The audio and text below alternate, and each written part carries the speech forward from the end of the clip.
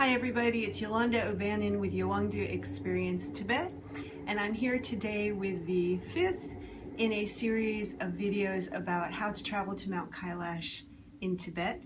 And today I want to focus on the altitude medicine called acetazolamide. The brand name is Diamox. So I've learned, oh, before I say anything, I want to say, Lobsang's here with us today. Lobsang, do you want to say hi? Hello.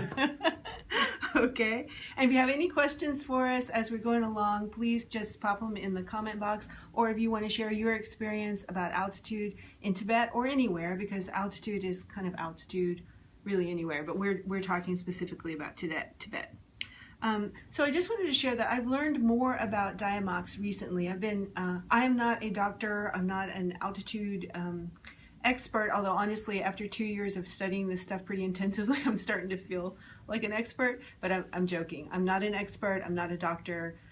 Everything I say here is just from experience and research, and so I want definitely recommend anybody who's going to Tibet, you need to talk to a doctor, your personal physician, and also please talk to a travel doctor, because sometimes your personal physician may not be so up on altitude sickness issues.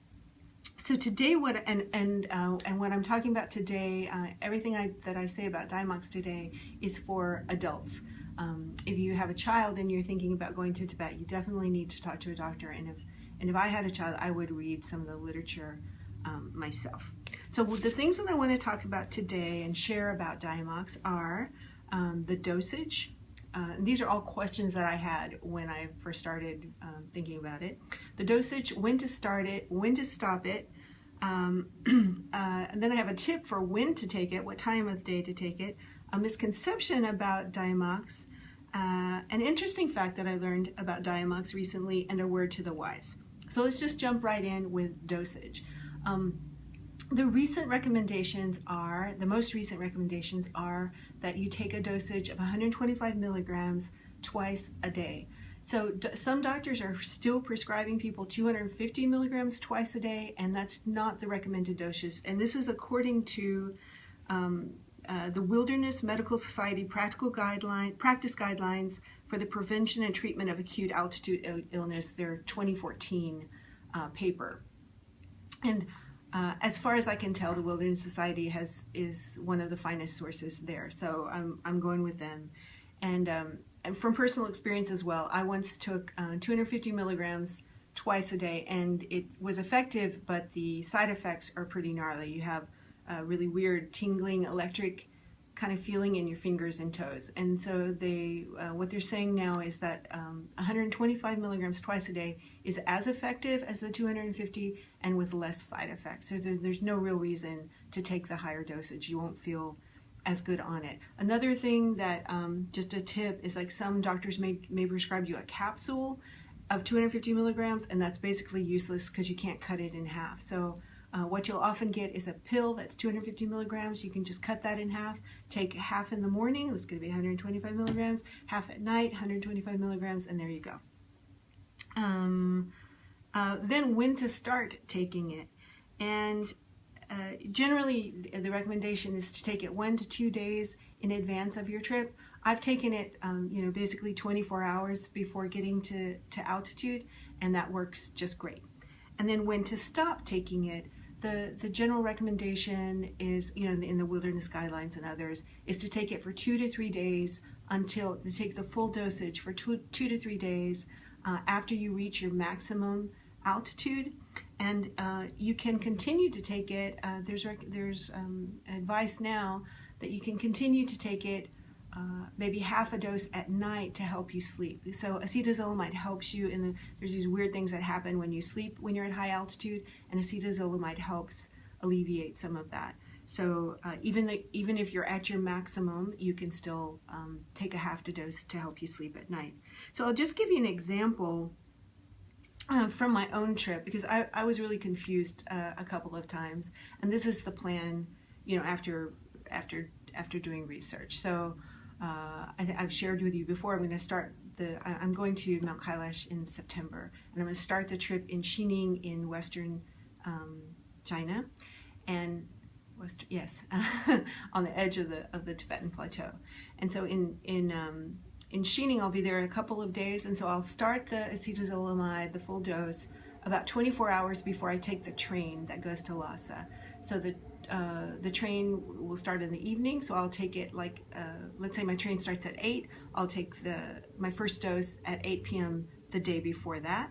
I'm planning to take a full dose, which is like 125 milligrams twice a day I'm actually going to take it for 17 days because I'll be going, up to Lhasa, staying at Lhasa 3 or 4 days.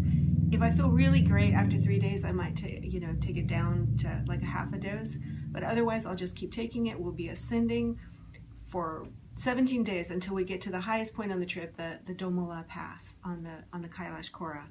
And I'll continue taking it for a couple of days after that. And then as we're descending for a few days, and making our way back to Lhasa, I'm gonna go down to just once a day, to once in the evening, to just to help with sleep and just to kind of keep it going. And then we'll be going to Mount Everest. In that point, I'll step it up one day before that, and then after Mount Everest, take it back down to just half a dose at night. And then finally we're going on the Ganda and Samye trek. So 24 hours before that, I'm going to step it back up. So meaning start taking a full dose. When we reach the highest point on the Ganda and Samye trip, I'm going to discontinue after that because I'll have been in Tibet almost a month at that point at higher altitudes, so I should be very well acclimated. I hope that's not confusing. I hope that helps. If you guys have questions about that, just post them, and I'm happy to reply in the comments. So that's when to stop taking it. And so a tip that I just learned recently about when to take it, and this is just really gold, I love this. Acetazolamide makes you urinate more frequently. So especially when you first take the medicine. So the recommendation is that to take it at 6 p.m. and then the medicine reaches its full efficacy in about 4 hours. So before you sleep, you should go to the bathroom as much as you need, and then by the time you need to sleep, it won't be interrupting your sleep to have to get up in the middle of the night. So I really like that. I'm going to try that one. And then a misconception about Diamox is that people think, I don't know how this got started, but people think that Diamox just masks the symptoms of altitude sickness. That's not actually true. Diamox actually treats altitude sickness, the symptom. It treats the altitude sickness, and it helps your body speed up the process of acclimatizing. So if you stop taking acetazolamide, your body won't revert. It's not like it's hiding your altitude sickness. It is actually helping your body speed up the process of acclimatizing. So whatever level you get to when you stop, that you'll stay at that same level when you stop. And then a very interesting fact, and something that I learned recently that I had not realized before, is that Diamox causes you to get sunburned more easily. And I think most everybody knows that when you go to very high altitude, which you are in Tibet, you're much more exposed to the UV rays from the sun. And so basically what's happening if you take Diamox and you go to Tibet is that you're getting a huge double whammy of sun exposure. And so for myself, that's just a big lesson to really go heavy on the sunblock and like covering up, unless you want to just like have 3 years worth of sun damage in like 3 weeks in Tibet. So that's just my own personal thing, but I thought that was like an excellent point. And then just my final point is like a word to the wise.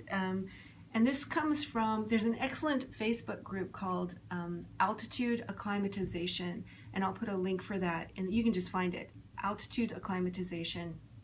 I think it's some people from another great group on Facebook about the John Muir Trail, maybe called Hiking the JMT or something. Anyway, excellent information on that Facebook group. And one of the things that I learned there, I had just never really thought about it, it's like really good to test your Diamox before you go. Some people, it's very extremely well tolerated by a very broad range of people, but some people have some kind of allergic reaction, or they just really can't hack it, or can't tolerate it. So it's a really good thing to just get your prescription and then test it when you're at sea level or whatever level you live. Try it for a day or 2 or 3, and just, probably a day or 2 would let you know how you're going to feel on it, and that would be great. So you wouldn't get to high altitude and then not know, is it the medicine causing it, or what's causing it. So I thought that was great advice too. So that's all my advice. I covered dosage, when to start, when to stop, what time to take it, a misconception about Diamox, an interesting fact, a word to the wise. And at this moment, I'm looking into bringing some meds for treatment of HAPE and HACE, which are pulmonary edema and cerebral edema caused by high altitude. So when I learn more about that, I will definitely let you guys know. If you guys have questions or other things that you're particularly interested in, let me know. And then if you need more help, please, about traveling to Tibet, please check out our website, which is www.yowangdu.com. And Lobsang and I have a 2-part plan that helps make your travel to Tibet simpler and more safe. And first of all, we give free referrals for excellent Tibetan-owned agents in Lhasa and also in Eastern Tibet. And secondly, we have a step-by-step comprehensive guide that helps you plan your trip to Tibet. So those 2 things work hand in hand. You get your travel agent who will help you plan everything that happens once you hit the ground in Lhasa, your trip in Tibet. And then our guide helps you plan everything that you need to do before you go on that trip, including a really extensive information about how to get your visa and altitude sickness information as well. And those are some areas that even the best of the travel agents are a little weak on. So if you have any of those questions, if you need any of that help, check out our website, ask us questions, and give us your experience also about altitude in Tibet. We'd love to hear it. And that's it. Thanks, everybody.